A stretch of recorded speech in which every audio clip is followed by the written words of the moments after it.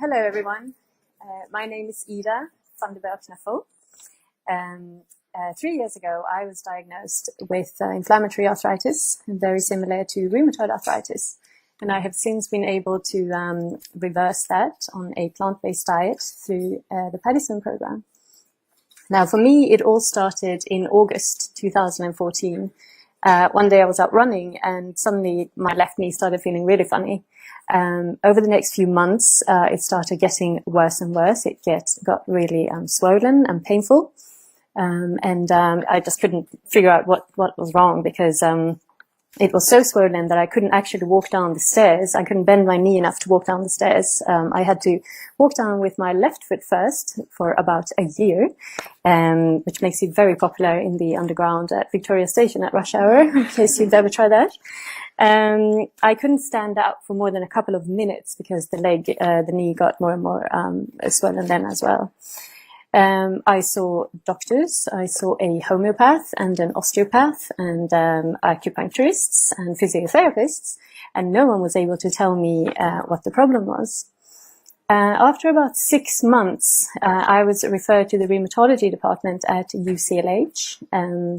They ran their tests and concluded that I had ANA positive oligoarthritis. You might have thought my surname was difficult to pronounce. I was told that no one knows why you get this kind of arthritis. I was told that I would be on medication for the rest of my life.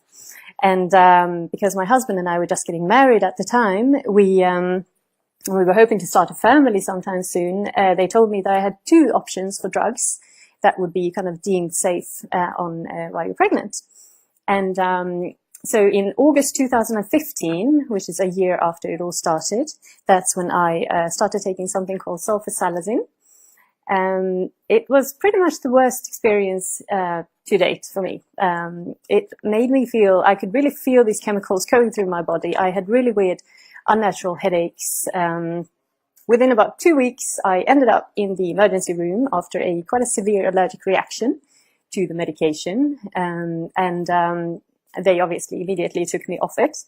I then realized that I had pretty much one drug left to go for if I ever wanted to have a baby. I then decided that, this was absolute rubbish. I knew that there was nothing wrong with me. I had always been really well. And I didn't understand why this had kind of suddenly just happened to me. So I decided that I would start my own research and try to figure it out if I could reverse it naturally somehow. So I was doing a lot of online research, and every time that I read about someone who was getting better, it involved a change of diet. So I initially took away dairy, gluten and sugar. I saw the rheumatologist 2 weeks after this, and she just looked at me and said, your results are back to normal, pretty much. Whatever you're doing, just keep doing it. I'm not going to prescribe you any more medication. And I remember as I was walking out of the hospital, and I phoned my husband to tell him I was pretty much crying out of happiness because this is just pretty much unheard of. However, I knew that there was still some kind of inflammation going on in my body that I hadn't been able to attribute to a specific kind of food. And so I continued my research online, and I had also started doing a bit of yoga to kind of increase the mobility in my knee at the time, which helped a lot. So this is the time when I then suddenly came across the Paddison program, where Clint Paddison had established why we get rheumatoid arthritis or arthritis similar types and how to reverse it naturally.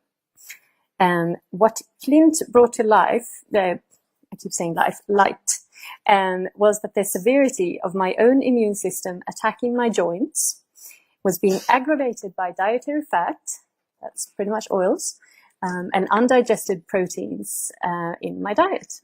So I was able to jump onto the Paddison program. I was able to resolve the remaining inflammation by going through the food elimination process on the Paddison program.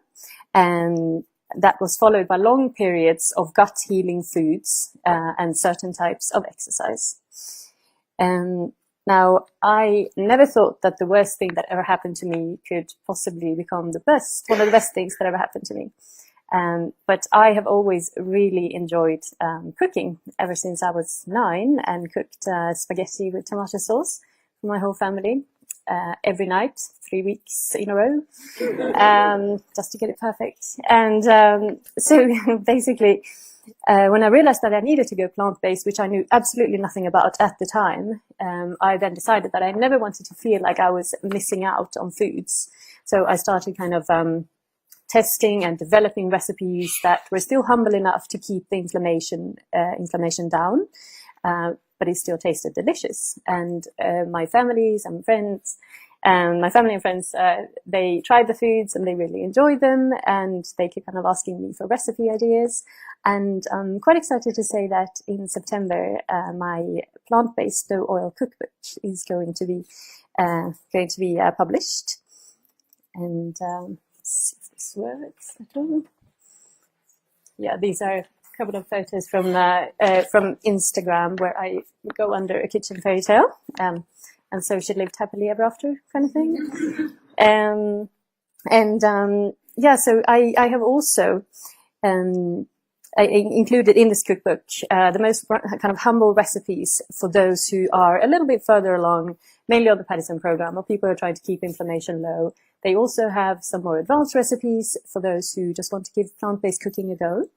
And I also included my story in the book, because I remember that when I started getting better through the Paddison program, through all these beautiful plant foods, I promised myself that I would do whatever I can to make sure that when someone in the future walks into that rheumatologist office, they are given 2 options. And one of them is to take the prescribed medication, be on their merry way, or to try to reverse it naturally through the Paddison program with plants.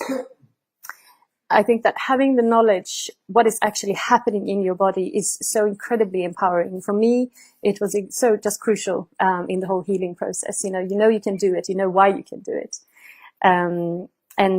For my husband and me, actually the best part about it all is that I was able to have a drug-free, pain-free pregnancy. And 8 months ago, I had our little baby boy.